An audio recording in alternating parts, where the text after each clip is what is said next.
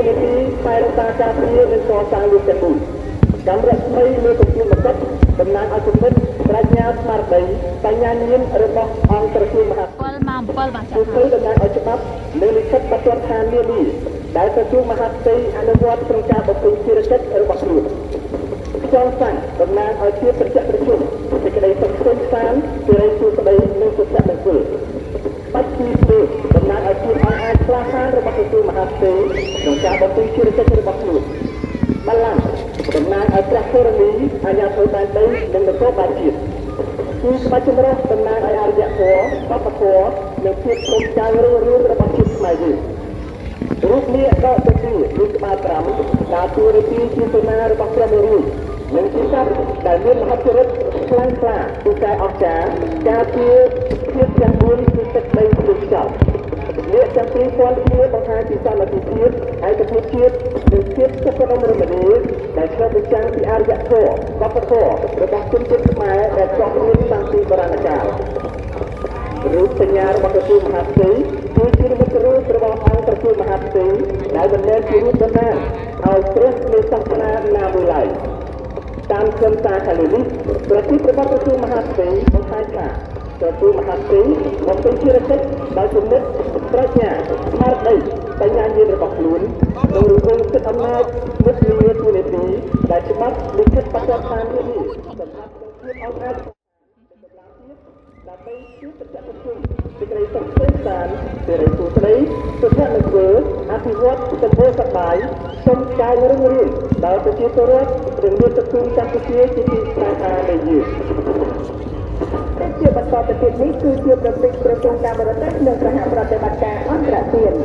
ក្នុងបេសកកម្មបំពេញមុខងារជាសេនាធិការឲ្យរាជរដ្ឋាភិបាលលើការដឹកនាំនិងគ្រប់គ្រងវិស័យការបរទេសនិងសហប្រតិបត្តិការអន្តរជាតិនៃព្រះរាជាណាចក្រកម្ពុជា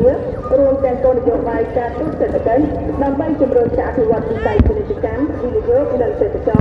ក្រសួងការបរទេសនិងសហប្រតិបត្តិការអន្តរជាតិបាននឹងកំពុងអនុវត្តគោលនយោបាយ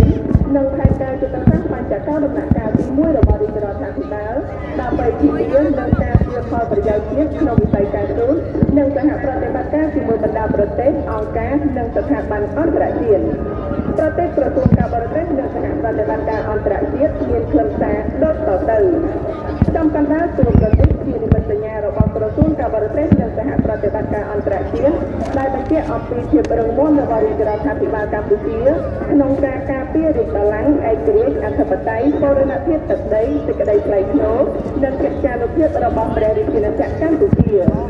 នៅខាងឆ្វេងនិងខាងស្ដាំអមនិមិត្តសញ្ញារបស់ក្រសួងមានលម្អដោយរូបទង់ជាតិកម្ពុជាសញ្ញាអាស៊ានភូកលតំណាងឲ្យពិភពលោកនិងសញ្ញាចាប់ដៃគ្នានៅក្នុងរង្វង់មួយ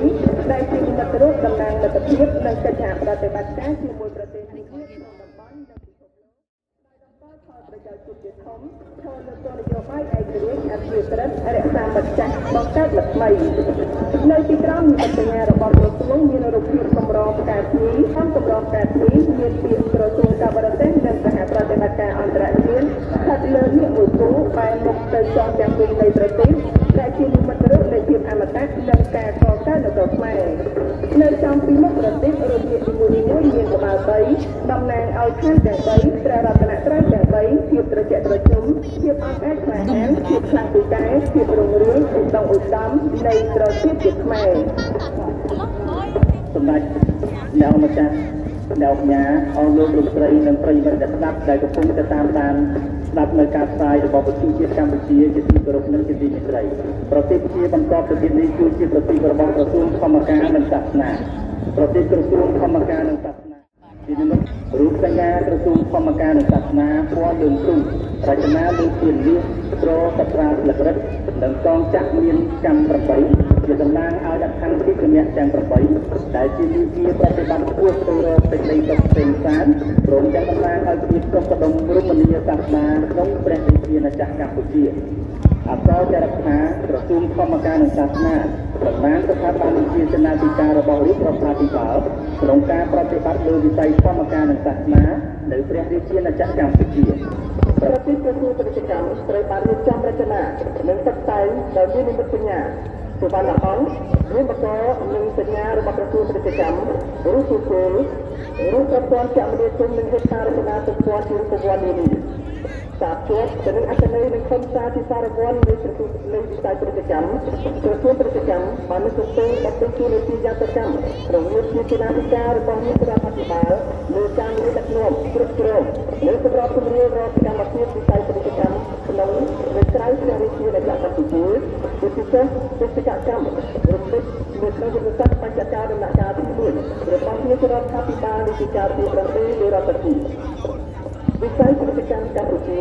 មានការរីកចម្រើនយ៉ាងឆាប់រហ័សនិងមានសក្តានុពលសំខាន់ៗជាច្រើន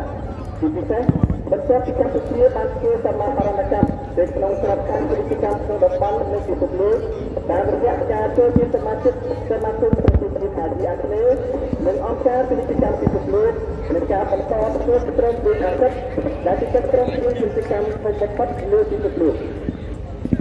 ក្នុងឆ្នាំ2023ទំហំពាណិជ្ជកម្មសរុបរបស់កម្ពុជាសម្រេចបានប្រមាណ48 ប៊ីលីអឺនដុល្លារដោយបាននាំចេញទៅកាន់ទីផ្សារពិភពលោកជាង170ប្រទេស